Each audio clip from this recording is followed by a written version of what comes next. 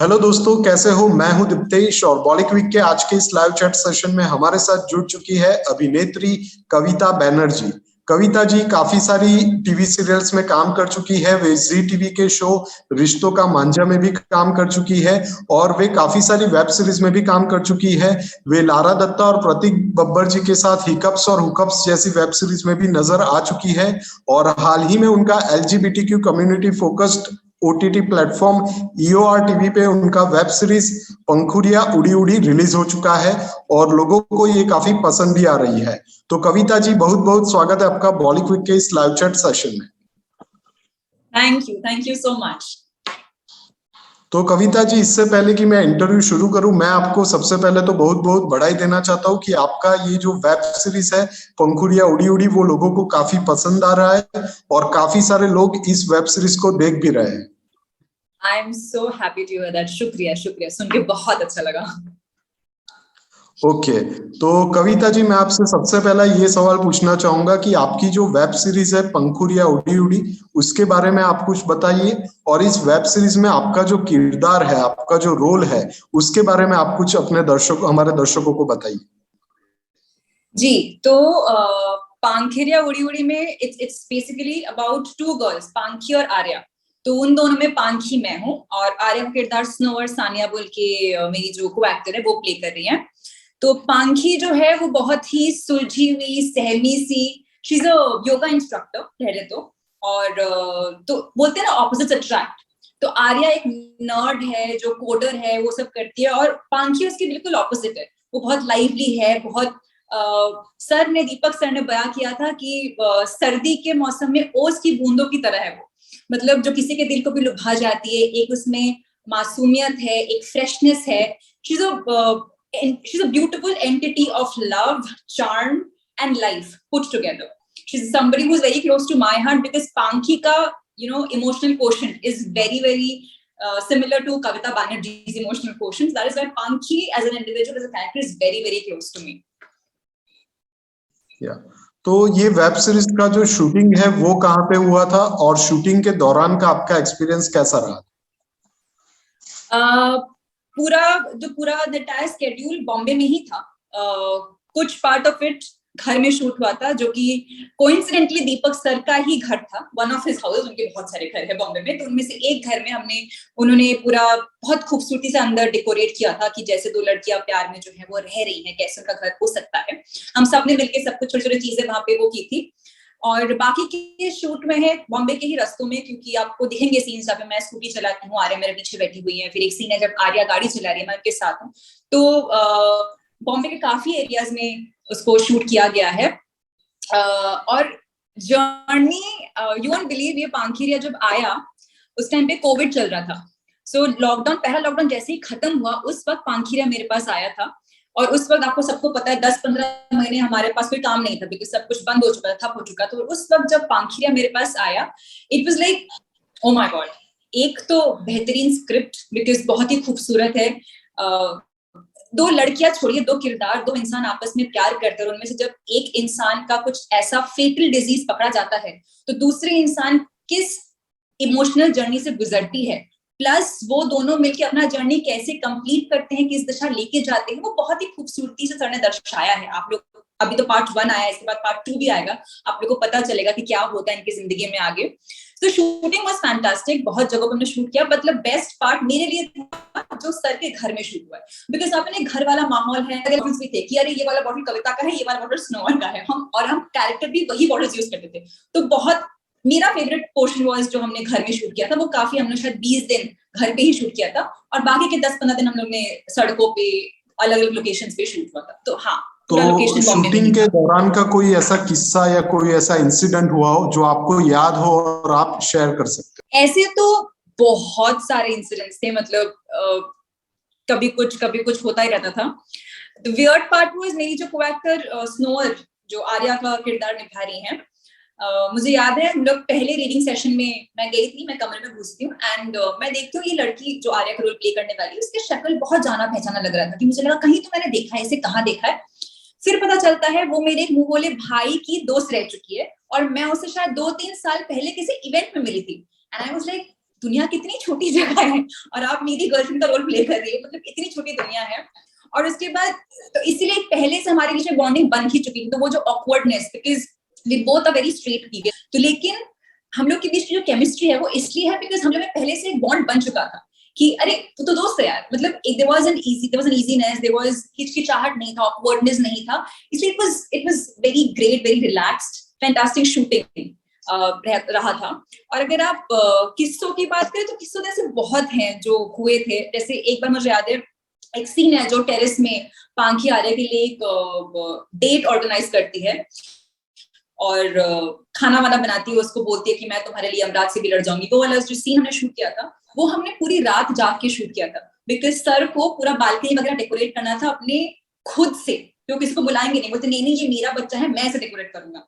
तो वो उसको लेके, और मेरी तबीयत भी खराब थी, मैंने पैरासिटामोल लेके हम लोग ने पूरे रात वो वाला सीन शूट किया था, और वो सीन तो बहुत खूबसूरत निकला ही, all because obviously Deepak sir ने जैसे अपने हाथों से जो भी किया है, that was there। फिर there was another episode जब मुझे याद है, हम लोग एक सीन शूट कर रहे थे, मैं योगा सिखा रही हूँ पूल के बाजू में अपने क्या बोलते हैं स्टूडेंट्स को, तो और काफी धूप थी, आधे टाइम ये सब दिख नहीं रहा है, सर को मैंने कहा था कैमरा में देख ले, और मेरी आंखें चमक रही थी बिकॉज धूप की वजह से। तो कुछ ऐसे एपिसोड्स थे जो फनी थे, जो अच्छे थे। फिर Deepak sir was like a father figure, वो आपको ऐसे केयर करते थे, मतलब कभी बहुत लेट हो जाता था बैकअप के टाइम पे, वो खुद घर तक छोड़ के आते थे, तो जो भी था हम जैसे परिवार की तरह रह रहे थे, शूट किया, काम किया, सब खाया पिया, सब एक साथ, बहुत मजे किए शूटिंग के दौरान। तो आपकी जो को एक्ट्रेस है स्नोवर जी, उनके साथ काम करने का आपका एक्सपीरियंस कैसा रहा? बहुत ही अच्छा। जैसे मैंने कहा कि मैं उन्हें पहले से जानती थी, जो हमें पता नहीं था उस टाइम पे, पता चल गया कि अरे आप तो वही हैं जो हम पहले मिल चुके थे। तो ऑब्वियसली हम लोग शूटिंग के पहले हमारा वर्कशॉप भी हुआ था, तो जब हमने वर्कशॉप भी किया, ऑब्वियसली एक जो क्या बोलते हैं बॉन्ड होता है, वो तो पहले से ही बिल्डअप होना चालू हो गया था हमारे बीच में। मान लो कि हमारे ऑब्वियसली इंटीमेट सीन्स थे, तो उसको ताकि वो ऑकवर्ड ना लगे, वो क्या बोलते हैं दिखावटी ना लगे, वो नेचुरल लगे, इसकी वजह से बहुत जरूरी है कि दो किरदारों के बीच ना बॉन्ड अच्छे से बैठे, वरना वो पता चलता है कि आप तो भैया एक्टिंग कर रहे हो, वो नहीं लगना चाहिए। तो थैंकफुली स्नोवर थी, और स्नोवर से मेरा रैपो, मेरा बॉन्ड इतना अच्छा था कि इसीलिए लोगों को केमिस्ट्री, पांखी आर्या की केमिस्ट्री इतनी पसंद आ रही है। तो शी वाज अ फैंटास्टिक को एक्टर। अगर आर्या नहीं थी, अगर आर्या नहीं होती तो पांखी भी नहीं हो पाती। सो पांखी है ही पांखी और आर्या की वजह से। Pankhi is absolutely incomplete if Arya was not there. So it was fantastic working with Snower. Fantastic experience, yes. तो आपके जो डायरेक्टर है दीपक जी और आपका जो पूरा क्रू है, उनके साथ काम करने का आपका एक्सपीरियंस कैसा रहा था? Like I said, Deepak sir is like, वो तो वंडरफुल डायरेक्टर हैं ही, उनका परसेप्शन ऑफ अ कैरेक्टर बहुत क्लियर है। हम लोग ने जब वर्कशॉप अरेंज किया था, उन्होंने पहले ही बता दिया था कि देखो पांखी में मैं ये चीजें देखता हूँ और आर्या में मैं ये चीजें देखता हूँ। Starting from the colour palette कि ये पेस्टल्स पहनेगी, ये ब्राइट कलर्स पहनेगी, from the makeup to the look to character में क्या क्या नुक्स हैं कि इसमें मुझे ये चाहिए, इसमें मुझे ये चाहिए, वो सब सर ने पहले क्लियर करके रखा था कि मुझे ऐसे ऐसा चाहिए, और तुम लोग वर्कशॉप लो और उसको अपने अंदर डालो, वरना नहीं आ पाएगा। तो उन वर्कशॉप के दौरान दीपक सर ने हमें ट्रेन किया, हमें सिखाया। एक और बात, मुझे स्कूटी चलाने नहीं आती थी, जबकि पांखी वुड राइडर स्कूटी, तो मुझे स्कूटी को भी उन्होंने सिखाया। एक कोई ट्रेनर थी जो मुझे आके उन्होंने स्कूटी सिखवाया, फिर मुझसे डबलिंग करवाई ताकि मैं वो सीन कर सकूं। काफी सारे सीन जिसमें मैं स्कूटी चला रही हूँ, and is like a father figure. कभी भी ऐसा महसूस नहीं होता अगर कुछ प्रॉब्लम है, मुझे समझ नहीं आ रहा है, तो मैं जाके पूछती, सर बताइए ना इसका मूड क्या होगा, आपको एक्जैक्टली क्या दिख रहा है सीन में, तो सर विल टेल मी कविता ऐसा सा है, मुझे ये चाहिए। एंड ऐसे कभी नहीं हुआ कि मान लो एक हुआ, वो पूछते थे कि तुझे अच्छा लगा, तुझे एक और करना है, मैंने बोला हाँ सर करते, तो ठीक है चलो करते हैं। बोले कभी ऐसा कुछ नहीं हुआ कि नहीं चलो, कभी नहीं डांटा, मुझे तो नहीं डांटा, मुझे नहीं पता बाकी को डांटा नहीं डांटा, मुझे आज तक उन्होंने ऊंची आवाज में बात नहीं की मुझसे, हमेशा प्यार से बच्चों की तरह समझाया, खिलाया पिलाया, घर तक भी छोड़ा। लेकिन हाँ, बहुत मजा आया उनके साथ काम करके और बहुत कुछ सीखने को मिला उनसे। तो yes, it was definitely a very memorable journey for me with Deepak sir. Okay, तो आपका ये जो शो है पंखुड़िया उड़ी उड़ी, वो LGBTQ कम्युनिटी के वन ऑफ द कम्युनिटी से रिलेटेड है, और ये जो प्लेटफॉर्म पे आया है वो EOR TV भी LGBTQ कम्युनिटी को सपोर्ट में ये OTT प्लेटफॉर्म स्टार्ट हुआ है। तो आप ये LGBTQ कम्युनिटी के बारे में आप क्या सोचते हैं? मेरे बहुत सारे दोस्त हैं जो LGBTQ कम्युनिटी के हैं, एंड ऑनेस्टली मुझे आज तक ये समझ नहीं आया, हमारे सोसाइटी में ऐसे अभी भी आज भी बहुत लोग मौजूद हैं जो इसे एक डिजीज समझते हैं। अगर आप सेम जेंडर को, अगर आप समलैंगिक हैं तो लोग आपको एक अलग नजर से देखते हैं कि अरे आप में तो कुछ दिक्कत है, आप में कुछ प्रॉब्लम है। लोग ये नहीं समझ पाते कि एक इंसान को दूसरे इंसान से प्यार होता है, एक इंसान को दूसरे इंसान के प्रति फीलिंग्स आती है। तो वो अगर अब लड़का हो, लड़की हो या फिर कोई और हो, हम जज करने वाले नहीं होते। अगर हम किसी लड़की को चाहते हैं, अगर हम किसी लड़के को चाहते हैं, वो हमारी मर्जी है। आप वो नहीं करते इसका मतलब ये नहीं है कि वो गलत हो गया, सही हो गया। आप नहीं करते, नहीं करते, पर कोई और करता है इसका मतलब ये नहीं कि वो इंसान गलत है। तो वही जो जजमेंटल नजरिया है सोसाइटी का टुवर्ड्स होमोसेक्सुअलिटी और द LGBTQI कम्युनिटी, उसको ताकि हम थोड़ा इनलाइटन कर सके, थोड़ा उसको तोड़ सके, थोड़ा उनको दिखा सके कि ऐसा होता है, इंसान इंसान होता है और हम रूह से प्यार करते हैं, इंसानियत से प्यार करते हैं, उसके जेंडर से नहीं, उसके बियॉन्ड चढ़िए।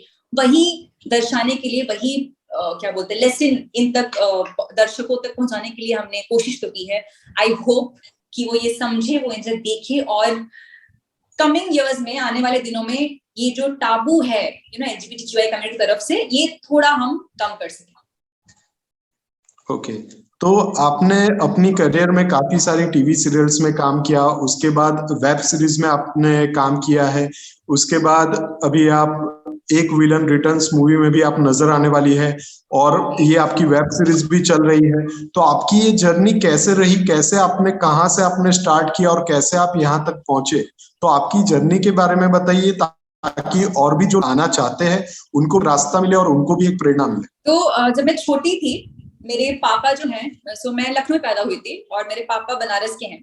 तो लखनऊ में एक बहुत ही फेमस थिएटर फॉर्म है जिसे नुक्कड़ नाटक कहते हैं।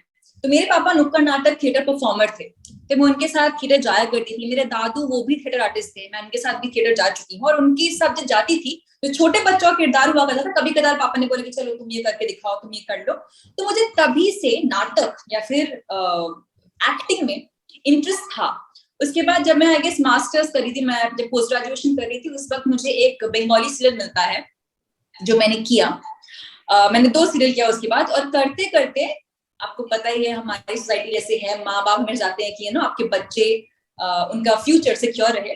तो माय बाबा वाज लाइक कि एक्टिंग तो अच्छा है, तुम करो, मैं कभी रोकूंगा नहीं, लेकिन अपना फ्यूचर भी देख लो, कुछ नौकरी वोकरी भी कर लो। तो ताकि मुझे नौकरी ना करना पड़े, तो मैंने क्या किया, मैंने एक बॉम्बे में there is this hotel call ITC grand central, वहां पे रिक्रूटमेंट हो रही थी। तो मैंने वहां पे इंटरव्यू दिया, हमारा सिलेक्शन हो गया। तो मेरे पापा को बोला मैं बॉम्बे जा रही हूँ, मुझे नौकरी मिल गई। वो कह के तो मैं बॉम्बे तो आ गई, नौकरी भी मिल गई, रहना खाना पीना भी सॉर्टेड था। लेकिन मुझे तब ये रियलाइज नहीं हुआ कि एक्टिंग एक फुल टाइम जॉब है, आप उसे हॉबी नहीं ले सकते, क्योंकि मैं एक जॉब और एक्टिंग साथ में नहीं संभाल पा रही थी। मैंने बहुत कोशिश की, मैंने 4-5 साल नौकरी की ताकि मैं कमाती रहूं और ये करती रहूं, पर वो नहीं हो पाया। ये जब लास्ट 2020 में जब कोविड हुआ, उस वक्त सबका काम ठप हो चुका था। मैंने बोला अब जब ठप हो ही चुका है, अब मैं कंप्लीटली छोड़ दूंगी, और मेरा जो हमेशा से जो मेरे अंदर है, जिसको मैं हाफ हार्टेडली अभी तक कर रही थी, अब उसको मैं पूरी तरह से वक्त दूंगी और उसी को सिर्फ नर्स करूंगी। तो उसी वक्त पांखिरिया भी आया, उस वक्त मेरे तेरी मेरी एक जिंदगी टीवी का जो शो था जिसमें मैं चंदा किरदार निभा रही थी, वो आया। फिर फ्लिपकार्ट वीडियो में कौन बोल के एक वेब सीरीज आता था, वो आया। 3-4 काम मेरे पास एक साथ आए, एंड आई वाज लाइक बस, मतलब भगवान भी यही चाहते हैं कि कविता तुम इसी मार्ग में चलो, हो जाएगा, यूनिवर्स आपके साथ है, आप करो। तो उसके बाद मैंने कभी दोबारा पीछे मुड़ के देखा नहीं। बट हाँ, लगन, मेहनत और कुछ हद तक किस्मत जरूरत है। आप अपनी लगन से काम किए जाओ। कभी ये मत सोचो मैं ऑडिशन देती गई, कि कभी ये नहीं सोचा कि ऑडिशन में सिलेक्शन नहीं हुआ तो डिसहार्टेंड हो गई। नहीं, मेरा काम है ऑडिशन देना, उसके बाद सिलेक्शन हुआ नहीं हुआ तो बात की बात है। तो बस वही वो चलता रहा और काम आते गए, भगवान करे आगे भी काम आते रहे और आप हमें देखते रहे। तो बस लगन, हार्ड वर्क, ये करते रहो।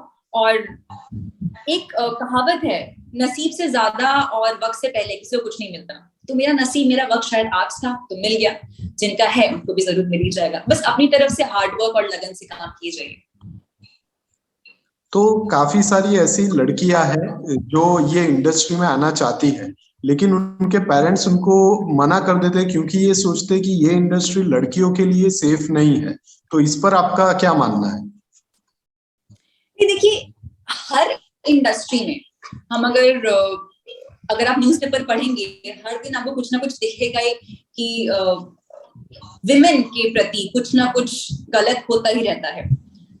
अब हमारी सोसाइटी ही ऐसी है, पता नहीं क्यों, कितना भी कोशिश कर लीजिए, उनका नजरिया ही ऐसा है कि somehow or the other they will keep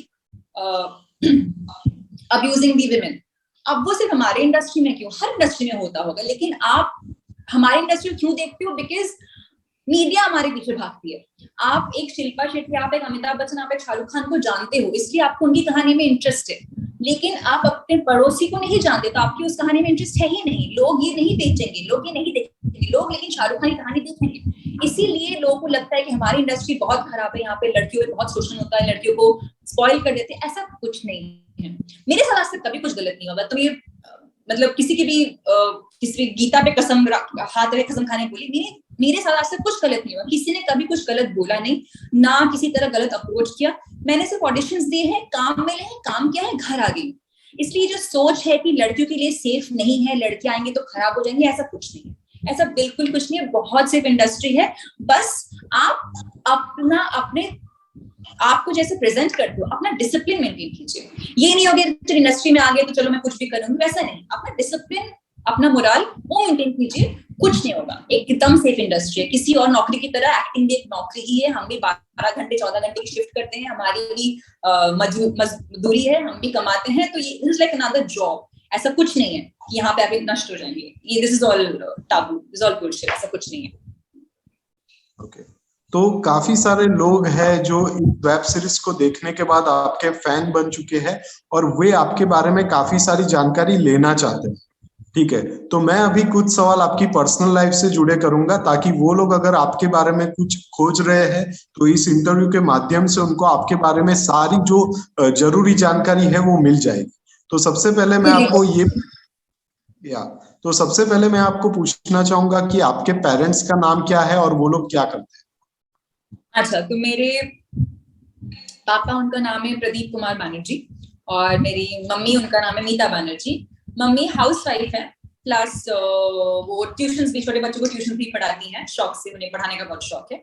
और पापा रिटायर्ड हैं, वो पहले एक मेडिकल कंपनी में, फार्मास्यूटिकल कंपनी में एरिया मैनेजर थे, अभी ही रिटायर्ड। तो अभी वो फिर से कोशिश कर रहे हैं कि एक्ट में वापसी कर सके, जो उन्होंने थिएटर छोड़ दिया था नौकरी के चलते, अभी वो फिर से थिएटर ज्वाइन करने की सोच रहे हैं। ओके, तो आपके कोई सिबलिंग यानी कि आपके कोई भाई बहन है? मेरा एक छोटा भाई है, उसका नाम रजत बैनर्जी है, वो भी फिलहाल नौकरी कर रहा है। पापा जिस लाइन में थे, फार्मेसी में, वो भी फार्मेसी में ही है, अभी अभी शुरुआत की है उसने नौकरी, 2-3 साल ही हुए हैं, तो बस लगा हुआ है। ओके, तो आपका बर्थडे कब आता है? मेरा 11 जुलाई को, आई एम अ कैंसेरियन, कर्क राशि की हूँ। ओके, तो आपका होम टाउन कहाँ पे है और आपने अपनी स्कूलिंग जो शुरुआती पढ़ाई थी वो कहाँ से की थी? होम टाउन तो कलकत्ता है, मैं फिलहाल वही हूँ। रिश्तों का मांझा जो सीरियल में कर रही हूँ, उसका सेट कैलकाटा में ही है, लेकिन मेरा जन्म लखनऊ में हुआ था। तो मेरा इनिशियल स्कूलिंग हजरतगंज में एक स्कूल है कैथीड्रल बोल के, मेरा इनिशियल स्कूलिंग वहां था। उसके बाद कलकत्ता आने के बाद HMEC, फिर श्री शिक्षायतन, फिर कॉलेज में गई सेंट पॉल्स, फिर यूनिवर्सिटी, कलकत्ता यूनिवर्सिटी, जैसे मैंने अपना मास्टर्स किया है। So this was the entire educational journey of my. आपका एजुकेशन क्या है? आपने किस चीज में मास्टर किया हुआ है? इंग्लिश लिटरेचर में। Okay, right. तो आपने एक्टिंग की कोई बेसिक ट्रेनिंग ली है या आपने डायरेक्टली ऑडिशन देके ही शुरुआत कर दी? मैंने हमेशा से माना है ना, एक्टिंग थ्योरेटिकली सीखने से बेटर है अगर आप फ्लोर पे जाके सीख सके। तो वही जो मैं पापा के साथ जाती भी थी ना थिएटर में, तो कुछ कुछ नुक्स मैंने वहां से सीखे। फिर जब मैं कैमरा के सामने आई, उनकी जो टेक्निकलिटीज होती है, कौन से एंगल में खड़ा होना चाहिए, कौन सा शॉट लगना चाहिए, कहाँ से देख के क्या बोलना चाहिए, कैसे बोलना चाहिए, इमोशन कैसे लाते हैं। अब अगर इंसान कोई आपको थप्पड़ मारे तब आप रिएक्ट कैसे करोगे, आपको कोई सिखा नहीं सकता। पर हाँ, आप किस एंगल में देख के रिएक्ट करोगे, या फिर कितना रिएक्ट करोगे, या फिर उसकी टेक्निकलिटीज क्या होती है, ये सिखा जा सकता है। तो इंसान को एक्टिंग नहीं सिखाते, एक्टिंग की टेक्निकलिटी सिखाते हैं। वो तो चलो मैं अभी भी सीख ही रही हूँ, उसकी कोई वो कभी खत्म नहीं होगा, वो तो जिंदगी में सीखती रहूंगी। ओके, तो मतलब आपने एक्टिंग की कोई ट्रेनिंग नहीं ली? नहीं, कोई फॉर्मल ट्रेनिंग तो नहीं ली है। राइट। आपका रोल मॉडल कौन है, किनको आप फॉलो करते हो? रोल मॉडल ऐसा तो कोई स्पेसिफिक है नहीं। ऑब्वियसली आपके पेरेंट्स हमेशा आपके रोल मॉडल रहते हैं, बिकॉज आप बचपन से उन्हें ही देखते आ रहे हो। तो आई गेस मतलब मेरे लिए तो मेरे माँ पापा ही रोल मॉडल रह चुके हैं। मैं चाहती हूँ कि आज से 20 साल बाद, 50 साल बाद मैं उनकी तरह, वो जहाँ पे हैं उन्हीं की तरह बन सकूं। इतनी सी भी अगर उनकी तरह बन गई तो मैं अपने आप को बहुत सक्सेसफुल मानूंगी। आपके फेवरेट हीरो हीरोइन कौन से है बॉलीवुड में? बॉलीवुड में हीरो मुझे रणदीप हुड्डा बहुत पसंद है। मतलब he is a very underrated actor. उन्होंने उनको पता नहीं टिपिकल कमर्शियल बॉलीवुड मूवीज मिलती नहीं है, बट उनकी एक्टिंग लाजवाब है, बेहतरीन है। मुझे वो एज एन एक्टर बहुत ज्यादा पसंद है। और एक्ट्रेसेस में आई गेस बहुत लोग हैं, अभी अभी तो जितनी भी हैं काफी बेहतरीन अभिनेत्रियां हैं हमारे साथ। लेकिन मैं कुछ दिनों पहले गंगूबाई काठियावाड़ी देखने गई थी, and I was so floored by the way Alia carried her emotions from the time she was bickering to the time she was bitching to the time she was sad to the time she was crying to the time she was laughing. Every single moment of her emotion was so real and so natural. यहाँ लगी थी। तो वो Alia Bhatt is somewhere, वो कहीं पहुंचने वाली। वो जो भी किरदार उठाती है उसे इतनी बखूबी से निभाती है कि हाँ, मैं बोल सकती हूँ कि आलिया फिलहाल तो I like the way she acts. वो अभी हॉलीवुड की एक वेब सीरीज में भी नजर आने वाली है जो नेटफ्लिक्स पे रिलीज होगी, आलिया भट्ट। कौन सा वाला? नेटफ्लिक्स पे उनकी एक हॉलीवुड की वेब सीरीज है, हॉलीवुड डेब्यू है, वो वहां पे रिलीज होगी। Oh wow, fantastic, that's news, that's great news. आपकी फेवरेट मूवी कौन सी है? फेवरेट बोले कुछ नहीं है, पर मुझे कोई भी मूवी जिसमें एक इमोशनल जर्नी दिखाई जाए मुझे बहुत पसंद आती है। जैसे निकोलस स्पार्क्स के जितने भी नॉवेल्स रह चुके हैं उनको जितने भी इंग्लिश मूवीज में कन्वर्ट किया गया है, जैसे message in the bottle, the notebook, जितनी भी रह चुकी हैं, मुझे वो सारी मूवीज बहुत पसंद है। मुझे क्लासिक्स बहुत पसंद है। बॉलीवुड में मूवीज लाइक लुटेरा, बर्फी, ये सब इस जॉनर की मूवीज बहुत पसंद है। थोड़ा क्लासिक, थोड़ा ओल्ड फीलिंग, थोड़ी खूबसूरती होगी उन लव स्टोरीज में। फिर मुझे जाने तो ये जानना भी बहुत पसंद है, उसमें दो दोस्तों के बीच में कैसे प्यार होता है। तो हाँ, जिसमें थोड़ा इमोशनल जर्नी दिखता है, मुझे वैसी कहानियां बहुत पसंद है। मुझे शायद टिपिकल कमर्शियल बॉलीवुड ज्यादा लुभाती नहीं है जितना कि इमोशनल जर्नीज लुभाती है। ओके, आपके फेवरेट सिंगर कौन है?